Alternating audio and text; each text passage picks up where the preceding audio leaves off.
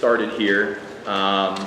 Everything hopefully should be normal procedure at this point. So everything as far as formatting, rules, and all that kind of stuff will be just like every other week, just in a little bit bigger of a forum. So we have the skeletal. Does negative have the skeletal yet? Okay. And then A1, if you want to jump up, we're just going to go by the time here.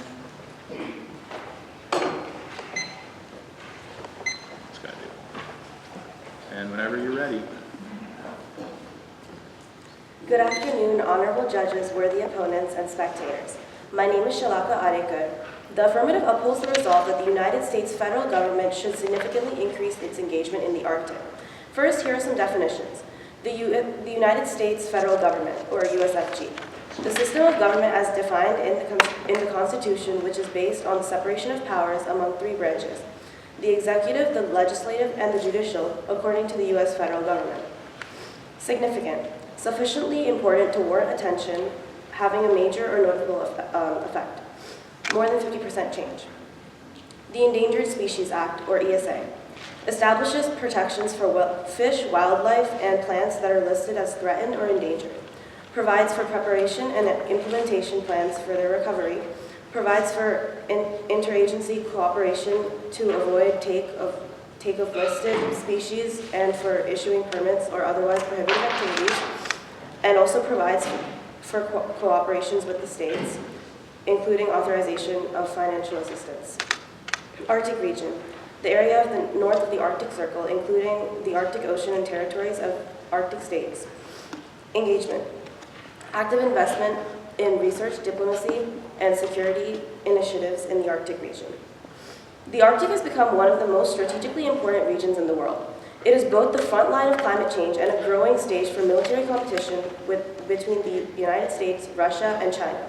Engagement in this region is no longer optional, it's a necessity. Despite this, the United States has fallen behind in three major areas: Arctic polar bear research, Arctic climate research, and allied cooperation. Starting off with harms. First off, Arctic polar bear research. The Arctic is warming nearly 4 times faster than global average, making it critical for understanding climate change, according to the National Science Foundation. The United States operates a limited number of Arctic research stations, and the gaps in satellite coverage restrict the collection of continuous polar bear data. The NSF has acknowledged that the U.S. infrastructure in the region is outdated and insufficient, with many research stations lacking year-round access and modern technology. In addition, polar bears, the apex predators of the Arctic, are rapidly declining in population. They are a keystone indicator species, meaning their survival reflects the health of the entire ecosystem. They have been federally listed as threatened under the Endangered Species Act since 2008 due to rapid sea ice loss caused by human-driven climate change. Under the Endangered Species Act, the federal government is legally required to conserve threatened species and the ecosystems they depend on, creating a statutory duty to protect and restore that habitat. Federal agencies must ensure actions are, quote, not likely to jeopardize listed species or destroy habitat, utilize their authorities to further ESA purposes, and coordinate interagency efforts to prevent harm. Moving on to Arctic climate research. The United States faces growing challenges in the Arctic climate research, which is vital for tracking global warming, sea level rise, and ecosystem change. According to the National Science Foundation and the Arctic Research Commission, U.S. research in the Arctic relies heavily on a limited number of facilities, such as the Summit Station in Greenland, and short-term seasonal fields on sites across Alaska. The National Science Foundation reports that the U.S. currently only has 3 Arctic research stations, 2 in Alaska and 1 in Greenland. Federal agencies report that maintaining continuous year-round data collection is difficult because many research programs depend on temporary field campaigns, which there aren't even enough of in the first place. Moving on to allied cooperation. Russia has reduced missile system tests at its Arctic Novaya Zemlya site, marking the first such activity there in decades. In October 2023, Moscow conducted tests of its nuclear-powered Burevestnik cruise missile and Poseidon underwater drone, both designed to carry nuclear warheads. These actions demonstrate that the Arctic is again becoming a zone of nuclear posturing and strategic competition, threatening regional stability and heightening risks of escalation among various NATO states. NATO members, including Norway and Denmark, view Chinese-Russian Arctic cooperation as a growing security concern. Yet, U.S. participation in NATO Arctic exercises is inconsistent, weakening deterrence and intelligence sharing. Without a stronger American presence, adversaries dominate Arctic infrastructure, shipping, as well as security zones. Expanding U.S.-NATO Arctic defense programs ensures collective readiness, credible deterrence, and protection of the northern security frontier. At the same time, emerging Arctic shipping routes, such as Russia's Northern Sea Route, are increasing international competition over access and control. While Russia and China expand their military and commercial presence in the region, highlighting how ecological and economic states are closely tied to geopolitical tensions. Moving on to inherency. The United States lacks a unified federal framework for Arctic engagement. Current Arctic efforts are divided among separate agencies such as the NSF, the NOAA, as well as the Department of Defense. There is currently no central authority coordinating this scientific research, infrastructure development, and allied cooperation. The Government Accountability Office, or GAO, found that the U.S. Arctic strategy lacks clear leadership and sustained funding, which leads to fragmented and inconsistent implementation across federal programs. In Arctic research, the NSF acknowledges that U.S. field stations are limited in number and scope, with many sites operating only seasonally. There are currently 3 permanent year-round stations and a mere 1 research vessel, which is clearly not enough. The 2023 Coast Guard analysis concludes that the U.S. will require a fleet of a minimum of 8 to 9 polar icebreakers to adequately meet Arctic and Antarctic mission demands, while currently there are only 3. Without a comprehensive federal plan to expand Arctic engagement through sustained research funding, scientific leadership, and formal alliance participation, the United States will continue to fall behind both allies as well as adversaries in Arctic science, government, and security. Now onto solvency. Judges, we propose that the United States federal government take the following actions. First, fund and expand Arctic polar bear and ecosystem research infrastructure through the National Science Foundation, and secondly, to strengthen Arctic security cooperation with NATO allies. Funding will come from a $2.016 billion annual reallocation from the currently unused $552 billion of the annual discretionary spending from the Department of Defense, which the GAO has already flagged for inefficiency and waste. By restoring Arctic science and rebuilding alliances, the affirmative ensures that America is prepared to meet the Arctic challenge. More on our funding and logistics will be detailed in the second constructive. Thank you, judges, and please do side with the affirmative.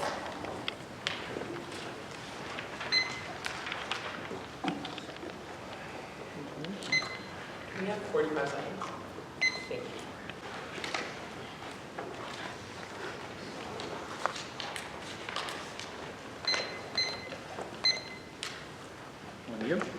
All right. First of all, can you please specify the consequences that stem from the perceived gap in research that the United States has? Yes, so currently, due to the gap of research, the NSF actually acknowledges that field stations are limited in number. Thank you. And this, could you please specify what stations, specific research stations, are involved in this plan?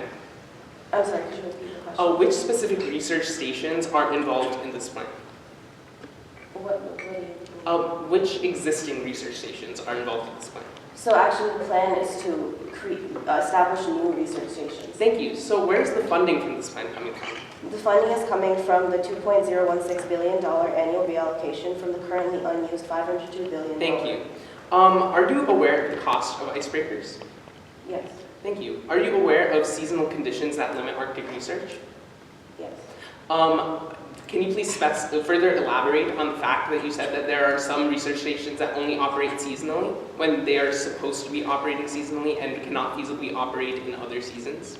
So we are going to create research stations that are actually able to operate year-round, that way we can gain research Thank you. year-round. So you stated that Russia and other US rivals are on the verge of militarizing the Arctic, and they are successful in doing so. Is your plan advocating for the militarization of the US Arctic?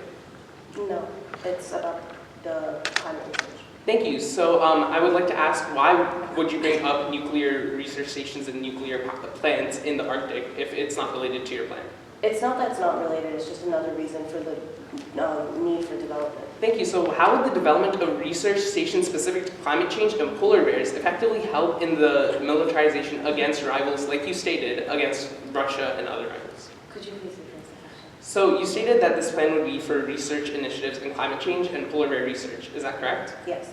So how would that benefit any ongoing, how would that benefit the United States against the militarization of Russia and other rivals, like you stated? Because Arctic research and polar bear conservation directly intersects with our own national security. Thank you. Could you please specify what national security has to do with polar bears and climate change, along with nukes from Russia? Yes. So the polar bears give, since they're the apex predator, they actually give us details about climate research. Thank you. Are you saying that the polar bears and climate research are directly tied to militarization? They're directly tied to national security. Thank you. Could you please specify what you meant by bringing in Russia and nuclear weapons into the conversation? Yes, so both Russia and China are expanding military and research operations in the region, and without our own presence and continuous monitoring, adversaries could dominate the Arctic, gaining strategic and Thank you. economic Why do you believe that the United States government's Arctic exploration is divided among multiple agencies? I'm sorry, could you rephrase that? So why do you believe that it is currently divided among multiple agencies? Should I answer? Yep. So according to the National Science Foundation, which has actually said this, also the NOAA and the Department of Defense, they all work on Arctic stuff. So that's proof right there that it's divided into a minimum of 3 agencies. Thank you. Good. Thank you. Okay. N1, do you need time?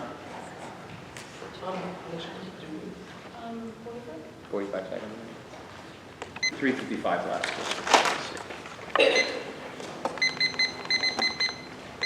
All right, whenever you're ready.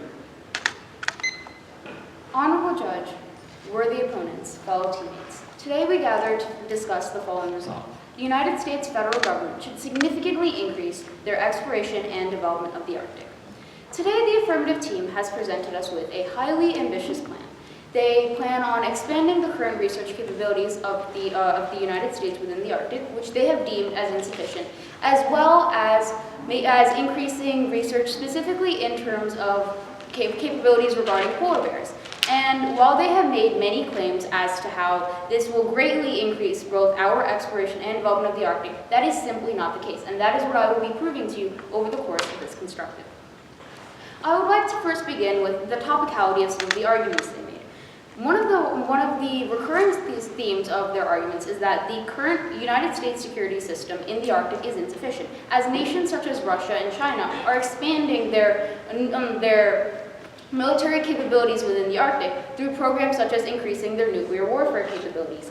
However, that does not connect to the core tenet of their plan, which is increasing the research capabilities within the Arctic, as well as specifically researching the apex predator, the polar bear. And the increasing of the militarization of other nations also does not affect the exploration or development of the Arctic, which is what our resolve states, in any significant way that they have mentioned. I would now like to discuss the other core aspect of their plan, specifically the research capabilities of the Arctic. So, they have deemed the current research capabilities insufficient, stating that there are gaps left by current research stations, and that those gaps are bringing the United States behind in terms of our leadership in climate research. However, this is quite simply not the case, as the United States has an incredibly robust research capacity within the Arctic. They state that satellite coverage within the Arctic is not complete, but that is simply not true. NASA and NOAA satellites generate over 1 terabyte of Arctic climate and environmental data daily. There are no daily gaps within the research that put us behind other nations, and this is straight from the source of the NASA Earth and Science Division. And as well as the fact that exploration-wise, current research capabilities have already explored the Arctic, and the USGS Arctic program has completed a 100% mapping of the US Arctic territories, proving that there are no gaps within the current research of the Arctic, at least not any that the affirmative team has proposed. I would now like to bring together to propose the feasibility of increasing research within the Arctic. It simply is not feasible in the United States' current state. And this is for many reasons. To start, part of what the affirmative team stated is an insufficiency with the U.S. research capacity is that the research stations operate seasonally, which they have painted as a flaw. However, this is not a flaw. This is currently just the United States research stations acclimatizing to the weather conditions within the Arctic. The research capacity within the Arctic is limited to the June to September Arctic summer, this is the period of time where majority of Arctic research happens, as it is the period of time where majority of the ice dissolves and it is safe to explore those other areas. That is why these stations operate seasonally, and this is, according to the NSF, this is the most safe way to implement further exploration and development procedures, which the affirmative team has not taken into account when considering why these stations that they have painted as being insufficient operate seasonally. It is simply a feature of operating within the Arctic. Not only that, but also it is I would like to continue with the argument that it is not feasible in the United States' current state to increase research within the Arctic. The affirmative team has brought up the use of icebreakers, stating that the United States only has 3, and that is insufficient. However, while it may be the case that they want to increase the number of icebreakers that the United States has to currently 9, which is the number they have stated, this is simply not possible. As according to the U.S. Congressional Budget Office, a single icebreaker can cost $1.7 to $2 billion. And even if their budget has accounted for that, they have not accounted for the fact that these icebreakers simply are not within the capacity to work in a complete design, as these icebreakers constantly break down and face much environmental vulnerability.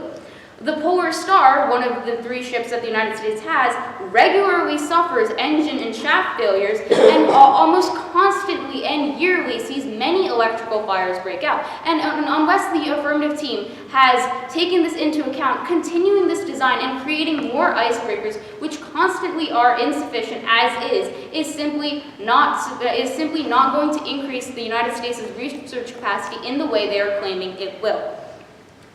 I would now like to continue with a couple of other reasons why their plan will not solve the aims that it intends to. And currently, while they have painted the Arctic research as being insufficient, they have not addressed some of the core reasons as to why they claim it can be so. As currently, while missions do face delays, that is because of the Arctic conditions that cause cancellations due to storms and ice drifts and temperature failures. And according to the NOAA, because temperatures in the central Arctic can reach up to negative 40 degrees Celsius, much of the equipment loses the capability to work in these conditions, and that is not something the affirmative team has taken into consideration when positing that the current research capabilities are insufficient. I would now like to bring into picture some of the harms of their plan that they have not taken into consideration. If this plan were to be implemented and more icebreakers were to be developed, these icebreakers are notorious for the amount of black carbon they emit into the oceans, up to 30, which is 30 to 100% more harmful than normal carbon. And they release approximately 2 tons per hour of usage. And this black carbon is extremely dangerous to the indigenous communities which populate the Arctic. Currently, increasing mining and shipping and all of these procedures within the Arctic increases the mercury levels within the water, which then bioaccumulates in marine food webs, which directly affects the food source of the indigenous communities who live there. Already, Because of this, blood mercury levels again amongst the Arctic native populations are, according to the WHO, 2 to 3 times more than exceeds more than 2 to 3 times more than what they have deemed as a safe threshold.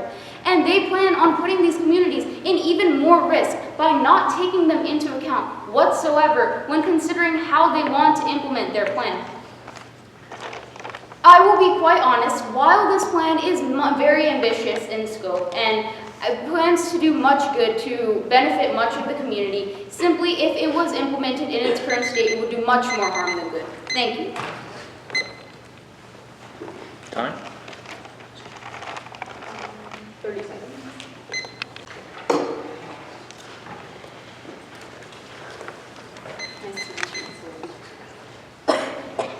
Okay, so can you list any specific Arctic research actions that deal specifically with polar bear research? Polar bear research. So currently there are Arctic programs that deal with wildlife research. Are those? Are there any that deal with polar bears? Yes, wildlife such as polar bears. Yes. Okay, thank you. Can you list any? Yes, I can. So, one moment. The NSF's Arctic Research Support and Logistics Program, as well as the NOAA's collaboration with them, has specifically dealt with the wildlife within the Arctic and how it affects indigenous populations. Does it specifically deal with polar bears? As polar bears are part of the Arctic wildlife, it does deal with polar bears, yes. Thank you. Would you agree that if we had year-round Arctic research stations, we could gain more research? Currently, the current research is sufficient, and if year-round... Thank you, but if we had year-round stations, would we have more research? There is no way to implement year-round stations safely. Thank you, but that is not my question. My question is that if we were to have year-round stations, would that lead us to have more research? Not necessarily, no. Could you please explain that? Because even if we were to implement year-round stations, there would be no way to do it safely in a way where we could collect more information. Thank you. Okay. Would you agree that by researching and saving polar bears, we actually save the indigenous food sources? As indigenous people currently do not eat polar bears, not necessarily. Thank you. What I mean is that since the polar bears are apex predators and they determine the health of the entire ecosystem, they actually impact the population of the fish. So my question is, would saving the polar bears, that's saving the fish, do you not agree that that would actually save the food sources of the indigenous people? I would like to posit the idea that while you are intending to save the polar bears, the way you're doing so causes more harm to the indigenous population. Thank you. But would you not agree that it would actually save their food source? No, because of the way you were going about it. I'm sorry, I didn't mean. Because of the way because of the technology you were planning on using. And Okay, thank you. Would you agree that increased Arctic research can help prevent ecological disasters such as sea ice melt? Currently, there is already sufficient research on sea ice melt, so not necessarily, no. So you're saying that sea ice melt is not an issue in the Arctic? Sea ice melt is an issue in the Thank you Arctic. very much. Would you agree that stronger Arctic monitoring helps protect U.S. fisheries and seafood industries? Yes. Thank you. Would you agree that Arctic engagement affects both national security as well as climate stability? Could you clarify what you mean by Arctic engagement? Yes, so would you agree that more research in the Arctic could positively affect both national security as well as climate stability? No. You don't? No. Okay. Would you agree that the Arctic is the front line of climate change and global environmental policy? Yes, it is. Okay, thank you.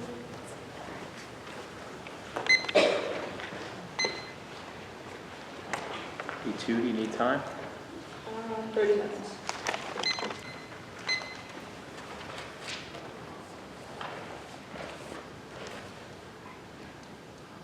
Thank you, honorable judges, worthy opponents, and spectators. My name is Ananya Chowdhury.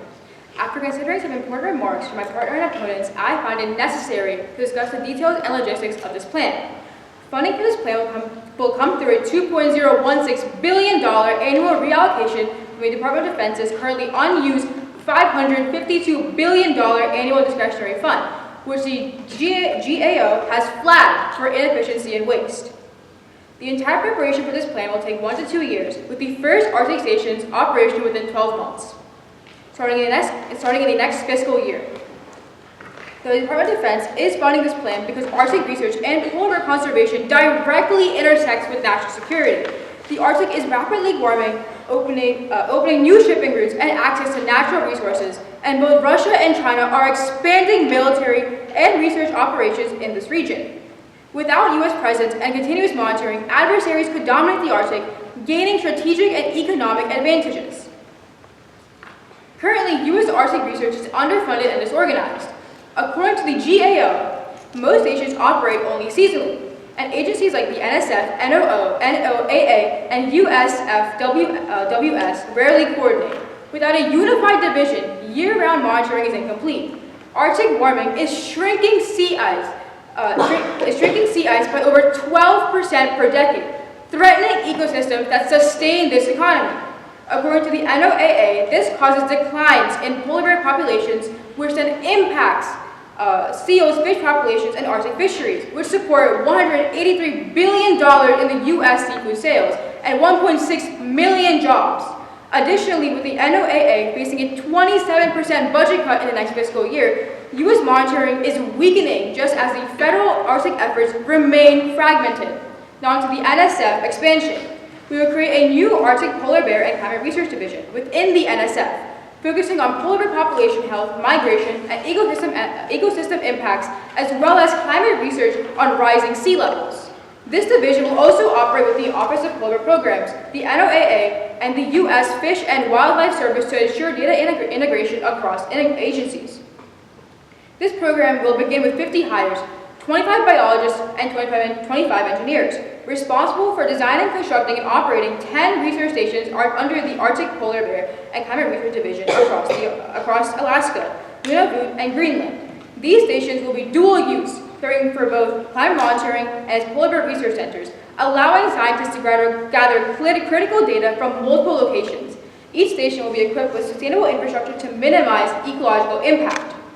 Each scientist will receive an annual salary of approximately $120,000, and each engineer will receive $110,000, plus annual training worth $10 million to cover simulation exercises, specialized Arctic survival courses, and introductory workshops, totaling $15.75 million annually in salaries and training. Equipment and infrastructure costs are projected at $500 million, including construction, maintenance, and satellite advancement. Specifically, our data aims to bridge the gap with current research gaps in polar bear and Arctic climate research. For example, the U.S. currently only monitors 2 of 19 global polar bear subpopulations, and even though the NSIDC data shows 12% ice loss per decade, there is insufficient ocean ice atmosphere coupling data in the Arctic basin. According to Yale University, Russia operates over 240 Arctic research stations, and according to Interact, only about 60 of those share research with the United States, and the majority have gone offline due to international conflicts, creating a major data gap in the region. As stated by Congress.gov, federal scientists have halted these partnerships and shelved plans for new joint efforts. We have had no choice but to forego the regular communications that have enriched our understanding of Arctic science. This proves why the U.S. investment in new research stations is crucial to maintain global scientific understanding of the Arctic system. Now to the DoD cooperation. To strengthen NATO alliances, we will allocate $1.5 billion annually to expand Arctic joint exercises. This will fund shared infrastructure such as air bases and cold weather training facilities. A breakdown of the costs includes $900 million for equipment and operation support, $400 million for training programs, and $200 million for travel logistics and coordination with Canadian, Norwegian, and Danish forces. This joint exercises will emphasize strategic logistics and real-time Arctic defense simulations. Now on to our planned implementation timeline that will be starting in the next fiscal year. For the first 0 to 6 months, we'll establish the Arctic Polar Bear and Climate Research Division within the NSF, hire and train scientific and technical personnel, and begin designing research stations. 6 to 12 months, launch initial Arctic joint exercises within the with NATO to test logistics and shared defense infrastructures, while continuing construction and setup of research stations. We aim to have about 10 polar bear and climate monitoring research stations mostly established at this point in time. 1 to 2 years, fully implement polar bear population ecosystem research, operate climate stations for continuous environmental monitoring, and continue joint NATO exercises to improve Arctic operational readiness. We aim for the DoD to lead 2 joint NATO Arctic exercises annually, reducing regional deployment response time from 10 to 5 days. Now into 5 to 10 years. conduct comprehensive evaluations every 5 years to assess scientific output, data cooperation, and data integration effectiveness. We will ensure these benchmarks are met by having all results monitored by the NSF and reported to decision makers from local communities to national government and regional bodies. We aim for the new Arctic Polar Bear and Climate Research Division's 10 new research stations to expand continuous Arctic data coverage by at least 50% by 2031. And now on to our goals. Our first goal is to restore U.S. leadership in Arctic climate and polar bear research by collecting new data, conducting long-term ecosystem monitoring, and collaborating with international partners to track environmental trends. Our second goal is to strengthen data cooperation in Arctic security by maintaining consistent joint exercises, trade infrastructure, and intelligence coordination to deter aversion expansion. And again, our funding will come from 0.004% reallocation of the Department of Defense's annual discretionary funding, which again, the official United States government has identified as inefficient and containing unused or misallocated resources. This ensures cost effectiveness again, and avoids the need for additional taxpayer burden. Now on to discuss some points brought up by the negative team. The negative team has pointed out our nuclear examples. However, these are only mentioned in the affirmative 1 constructive as examples of expansion, development, and more engagement. They also mentioned icebreakers. However, one aspect, as mentioned in the affirmative 1 constructive, of the Coast Guard's plan for future plans is to increase icebreakers. Our plan does not involve the creation of icebreakers. The negative team has also mentioned current Arctic plans in relation to wildlife, but they have failed to talk about any current plans specific to the research and monitoring of polar bear populations. They have also mentioned indigenous people. However, yes, the Arctic is home to the indigenous communities, and our plan explicitly respects their presence and sovereignty. All new NSF research stations are modular, low impact, and powered by renewable energy to minimize environmental disruption. We will be consulting with indigenous communities before even creating these research stations overall. Thank you, and please start with the affirmative team. Time?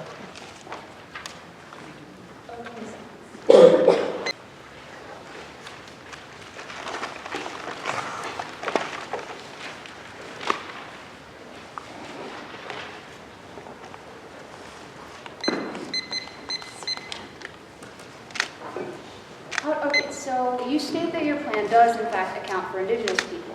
So you plan on consulting them, how? Consulting. Yes, that's a good question. Yes, so currently Arctic is home to many indigenous communities, and we will consult with indigenous councils and involve local experts where appropriate. Thank you. So specifically, which committees and organizations are you planning on consulting with? Could you reiterate that question again? Which indigenous committees and organizations are you planning on consulting with? With current ones in that area. Okay, thank you. You say you plan on reducing harm to indigenous people by utilizing renewable energy sources. What renewable energy source? Okay, as it was detailed in the affirmative 2 constructive. Yes. Can you please restate that? Yes, so we will be using some AI data analysis platforms as well as one part of our research stations, which will be reducing environmental impact because, again, artificial intelligence. Yes. Renewable energy source you mentioned, what would that be? So, like, in terms of... You said that you plan on creating modular areas for the research stations, and you plan on powering them with renewable energy sources. What will your renewable energy source be? So, the renewable energy sources, again, this is taken in parallel to the current total air-based agreement. Thank you. So you also state that in many capacities, such as in exploring climate research and rising sea levels, current research is insufficient. Specifically, what are the consequences of not increasing research further? Okay. So specifically to the climate, not to the polars. No problem. Yes, Okay. thank you. So currently, we only have approximately like 3 to 6 research stations in the Arctic. Yes. Other countries like our Thank you. rivals. What are the consequences specifically to our current organizations by not increasing those capacities? What are the specific consequences? So while you did agree during your cross that sea ice loss is a current prevailing issue, our That's research correct. stations will be targeting that research. Yes, And thank making you. sure to update the Thank DOD. you. Thank you.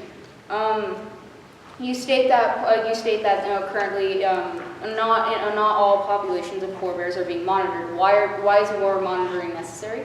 Again, as polar bears are an apex predator of the Arctic. They're the highest level. Thank you. So currently, what is insufficient about the current monitoring? What are the consequences of not increasing monitoring further? Again, as you stated, and as I stated again, like constructive, only 2 of the 19 subpopulations of polar bears are being monitored. What is the issue with the not? Okay, thank you. So you state that construction will begin within 1 to 2 years, correct? Yes. And are you aware of how long it takes to pass your plan through regulation boards and get the necessary permits and environmental impact statements? Yes. How long? They will be starting the next fiscal year, approximately a few years. Thank you. Thanks. Do you need time to? 30 seconds. Thank you.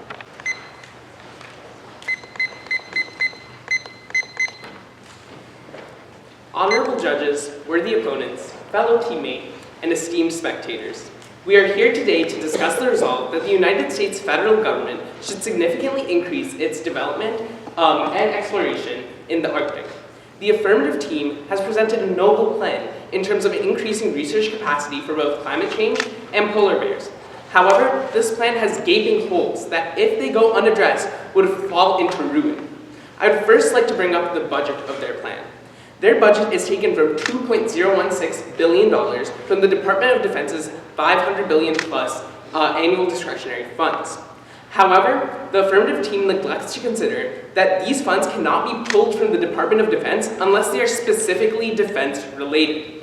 If their plan is not used for militarization, which they claim they're not in the first cross, then it is impossible for them to use these funds for their plan, nullifying the entire research mission. Discretionary funds can't just be appropriated to any purpose within the United States federal government, and the affirmative team fails to consider this. In addition, they fail to consider why Arctic research is split up into so many subdivisions to begin with. As I stated previously, each subdivision, including the NOAA, Department of Defense, and the NSF, has specific purposes. For example, the Department of Defense is very related to militarization and to defense spending and national security. The affirmative team has failed to elaborate on why polar bears and climate research would fall under the description of national security and defense. I would also like to state existing funds and prove why the affirmative team's budgeting is not feasible. The Department of Defense already has a $1 to $2 billion annual budget, so doubling it for one project is simply a boondoggle of federal resources. The National Science Foundation also has an $8.6 billion budget for 2025. They are planning to take a plan and implement it that is approximately 1/5 of the NSF's total budget. I would also like to bring up the point that my partner brought up earlier about icebreakers. Icebreakers cost $1.7 to $2 billion per icebreakers, with annual maintenance costs of $50 to $60 million, according to the Coast Guard report in 2023. The affirmative team stated that they would not be building more icebreakers, they would simply be increasing them.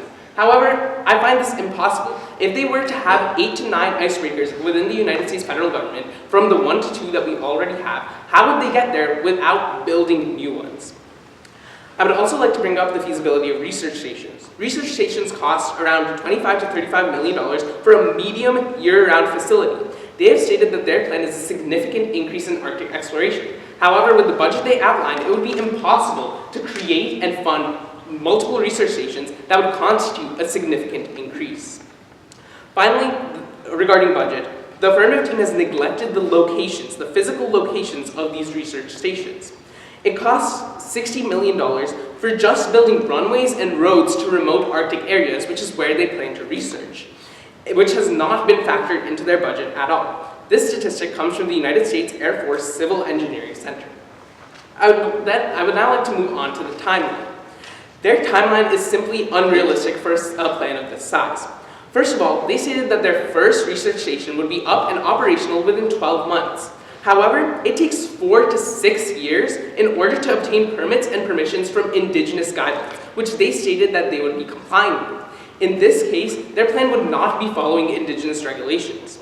In addition, it takes an average of 4.5 years and over $4 million per project to gain an environmental impact statement under an EPA, which is a significant increase to their apportioned timeline.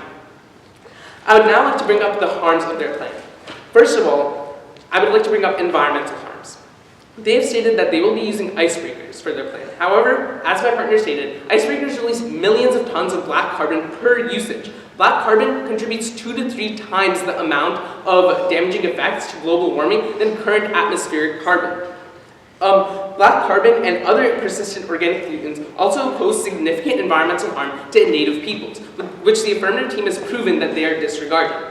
In this case, the issues of biomagnification, bioaccumulation, and several others are being overlooked in favor of greater climate research. I would also like to bring up that the affirmative team is disregarding existing legal precedents for complying with indigenous guidelines. Supreme Court cases like the United States versus Mitchell have stated that it is the federal government's duty to protect the indigenous people from anything that could cause them health and safety harm. And in this case, their plan definitely does so. I would also like to bring up the unfeasibility of using sustainable energy resources as the affirmative team stated. They stated that only renewable energy sources would be used in their plan. However, they have failed to consider that the potential of renewable energy is very limited in our current day and age, especially since their plan is being enacted in such a quick timeline. Wind and tidal energy are theoretically stronger in Arctic Alaskan regions, but they face extreme reliability issues according to the National Renewable Energy Laboratory in 2022 due to icing, darkness, and corrosion. In addition, wind turbines in northern Alaska require 5 times the maintenance costs than US mainland wind turbines. In this case, the affirmative team has failed to budget into their logistics of the upkeep of these research stations. I would also like to bring up the inherency flaws in their argument. The United States already has a strong existing research capacity when it comes to climate change and wildlife research.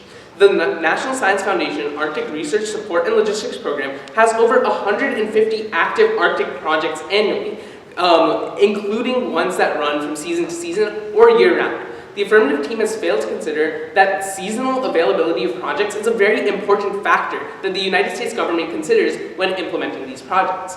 The Arctic winter is often too harsh to conduct certain forms of research, and in this case, the affirmative team neglects that. And states that they want to implement a blanket statement year-round research facility for all types of research. In addition, the Office of Polar Programs fully covers key research areas according to the NSF's 2024 budget request. In this case, there is no need to necessarily increase the climate change and polar bear research in these key areas. Finally, I would like to further hit upon the point that there's already 1 terabyte of Arctic climate research according to the NASA Earth Science Division. This is an immense amount of research that the United States is already implementing into its current policies and current research initiatives. I would like to end on the note that, again, while the affirmative team has created a noble plan in terms of its goals, the way they carry it out will only lead to more harm. The environmental impacts of implementing icebreakers and renewable energy sources, as they have claimed, will far exceed the potential benefits they will bring. The fact that they're overlooking indigenous and native regulations established by United States Supreme Court cases is very harmful to the future of an already overlooked population within the Alaskan natives. Finally, they're disregarding the billions of people who will eventually be affected by these native, environmental, and cost harms. For all of these reasons, I implore you to please side with the negative. Thank you.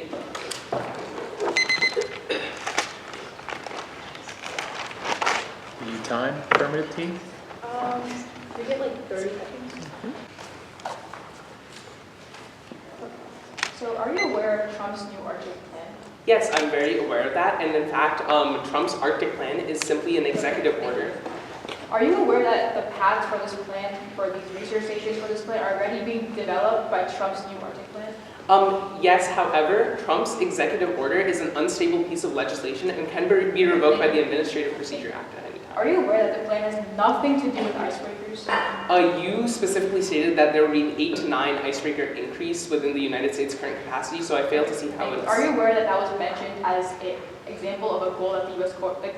Coast Guard had put out? You never really specified that, and it was assumed that it was part of your plan, specifically because you... Are you aware that countries like Russia and China have hundreds of research stations while the U.S. only has a handful? Actually, the U.S. does have over 100 projects, as I mentioned I mentioned previously. research stations, not projects. Research stations? Yes, I am aware of that fact. However, that doesn't necessarily mean there's a specific gap in the research that the United States is failing in. It just means that the United States is pursuing different forms of research. Would you agree that the U.S. currently lacks a unified Arctic strategy across federal agencies? No, I do And not. why? I don't admit that because each specific federal agency has a purpose, as I stated previously. When it comes to the Department of Defense, you cannot simply pull funds over for climate change research because it doesn't relate to militarization. Also, are you, would you agree that the U.S. has the capability and responsibility to lead Arctic cooperation? I'm sorry, I don't get what you mean by lead. As the strongest navy in the Right, world? got it. I think the words lead and cooperate are inherently contradictory, specifically because you have stated large countries like Russia in such a negative light that having a specific research initiative such as this makes it more of an antagonizing. And are you aware that Russia's data is not being shared with us? Only about 25% of their data is being shared with us prior to international conflicts. Right, however, you fail to specify how much the United States actually shares about its data to all of Okay, them. thank you. But I'm asking about Russia. Are you aware? Yes, I am aware. Okay. Okay. And you also mentioned indigenous people. So could you elaborate on how the indigenous are actually being harmed by this?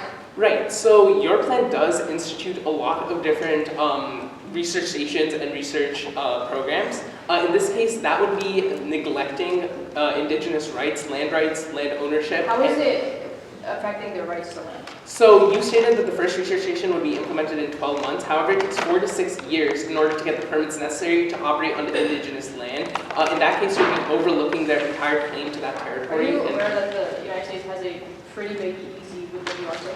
A pretty big, sorry. What, sorry? A zone in the Arctic? Exclusive economic zone? Yes, I am aware. However, if there is native claim to that land, it is still not possible. Also, thank you. Also, are you aware that the current research stations, that we are developing new technologies that will help current research stations, or help make new research stations face operational issues that they face under 25 degrees?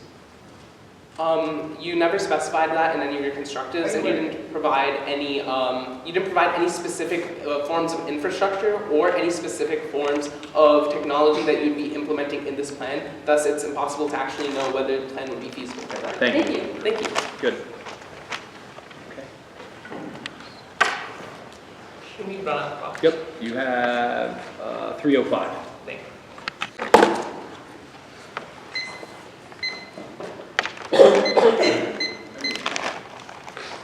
Honorable judges, worthy opponents, fellow teammate, and esteemed spectators. We are here today to discuss the resolve that the United States federal government should significantly increase its exploration and/or development of the Arctic. As stated previously, the affirmative team has brought up a plan that seeks to increase climate change and polar bear research without considering the harmful effects of this plan on multiple aspects of American society. First of all, I would like to bring up the fact that they have stated multiple times about international efforts. However, these international efforts are simply not relevant to the discussion as a whole. They've stated that the militarization of the Arctic by Russia and other rival nations poses a direct threat to our climate change and polar bear research, which simply is not true. Since their plan is not focused on militarization or nuclear weapons, this entire section of their argument is completely irrelevant. I would also like to bring up that their research is not going to significantly strengthen or solve any current issues that the United States or the world as a whole is facing. They've stated that climate change and polar bear research will strengthen the United States' position as a leader in cooperative efforts. However, based on the evidence that the negative team has provided, that's proven to be not true. I would like to talk about specific harmful effects that their plan poses. They have stated very clearly that icebreakers are a part of their plan, even if they denied it in the last cross. Specifically, they mentioned research programs, research initiatives, and research equipment with which Arctic icebreakers are a part of.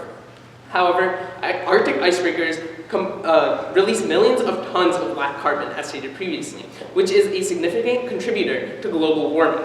In addition, they have failed to look at the indigenous rights and claims to the land. including previous Supreme Court cases like US v. Mitchell and previous precedents set by Arctic disasters. Their budget is also impossible.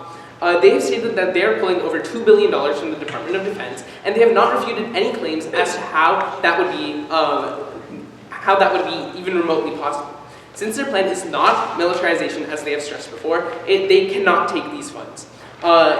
We have also stressed that the different divisions of Arctic research are there for a reason.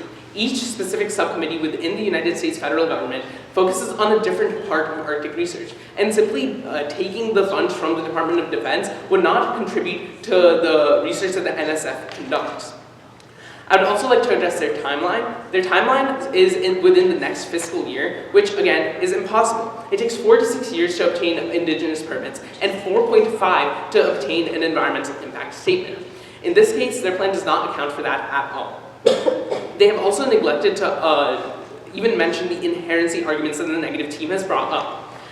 There are already over 150 projects that the NSF conducts annually, with 1 terabyte of Arctic climate research that NASA conducts itself. In this case, there is no dearth of climate change research within the Arctic, and in this case, their plan is again irrelevant. I would like to talk about energy as well. They have stated very clearly that their plan would be entirely reliant on renewable energy. However, the negative team has proven that that would not be the case, specifically because renewable energy within the Arctic is so unreliable as it is today. I would like to end off the negative statement by saying that the affirmative team poses a threat. They pose a threat to a lot of the plans that the United States is proposing recently, especially with Trump's executive order that they brought up. With this blind, blanket statement approach to just expanding into the Arctic and conducting any research they want, they're setting a precedent that we will not consider any guidelines or regulations we have already proposed. For these reasons, please side with the negative.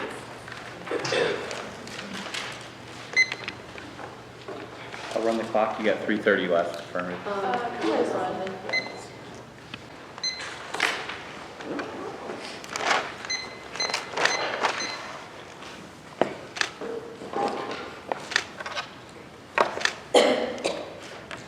Once again, thank you, honorable judges, worthy opponents, fellow teammates, and various spectators.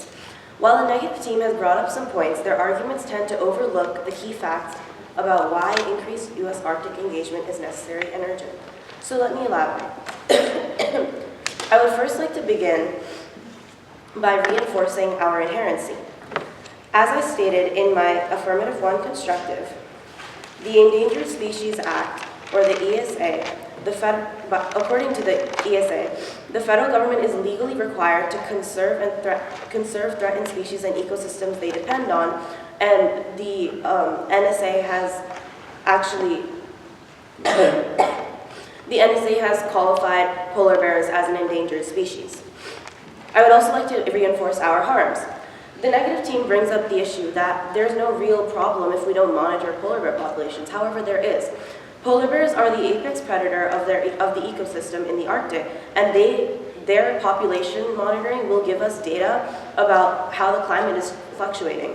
And this climate research will help us solve the climate issues that are going on in the Arctic, specifically the sea ice melting, which the negative 1 actually admitted when she was crossed, that sea ice melting is a problem. Our plan researches this and researches how we can actually fix this. So the negative 1 in her cross, she actually reinforced our inherency and our harms.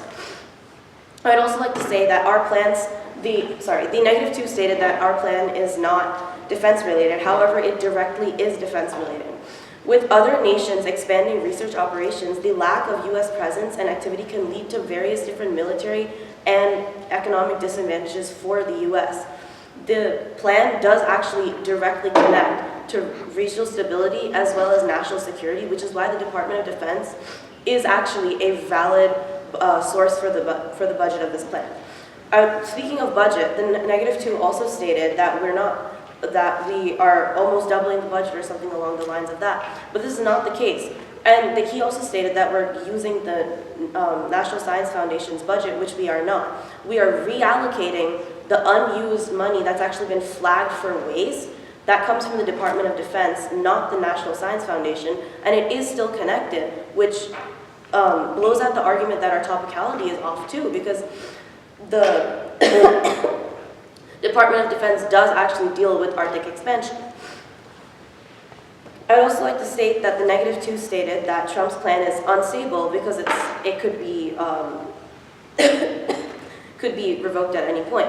But the plan is in action, and our plan actually builds on top of this plan as well as reinforces it, so that argument is not really valid in the first place.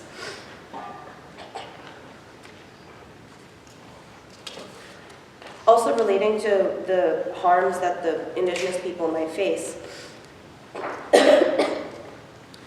the data that we collect from the stations, as well as the data that we collect when we talk to these indigenous people, which would be proven by our surveys when we interview them, the data collected from all these stations is actually improving the indigenous people's ability to respond to climate change, because their habitats are being destroyed. When we research that destruction, we can find a solution to it. We can save their lives and save their food sources as well. We have proven inherency, harms, solvency, as well as topicality. The status quo is failing, our data networks are incomplete, polar bear populations are collapsing, and the U.S. Arctic engagement lags far behind adversaries. Our plan is not theoretical, but it is targeted, evidence-based, and consistent with the resolution's call for significant engagement. And for these reasons, judges, the only logical ballot is to vote for the affirmative. Thank you, and once again, please side with the affirmative team.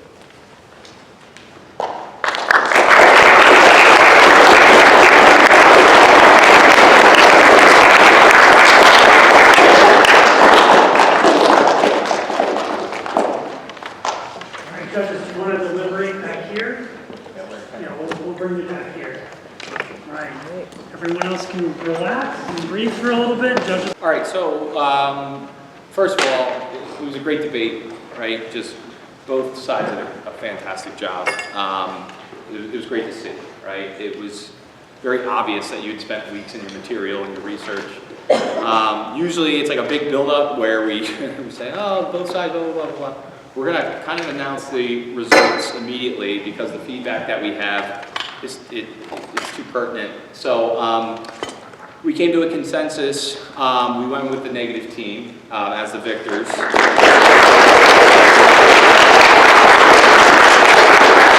And here's the reasons why. So the two big points for us were really the difference makers. For us, we didn't feel as if the connection between the polar bears research and the connection to the Department of Defense was strong enough. We felt that that needed to be further fleshed out a little bit more, and so their attack on that we thought was just very strong. And then number two, this is not necessarily a point to any specific thing in the plan itself, but kind of the overall approach to the debate. We felt as if the negative team met the clash a little bit better in parts of the cross-examine and things like that. So what do we mean by that? In some of the cross-examines, the negatives, both crosses said, well, what does more data do, or what's the consequences of?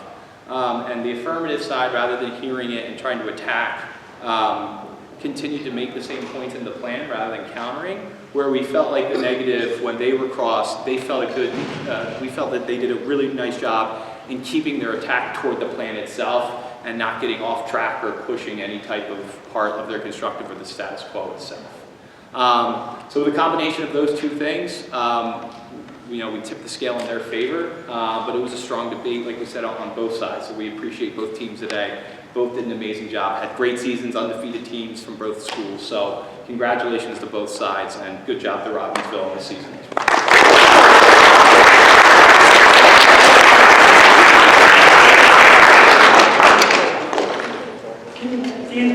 Darcy's teams of both schools, Robbinsville and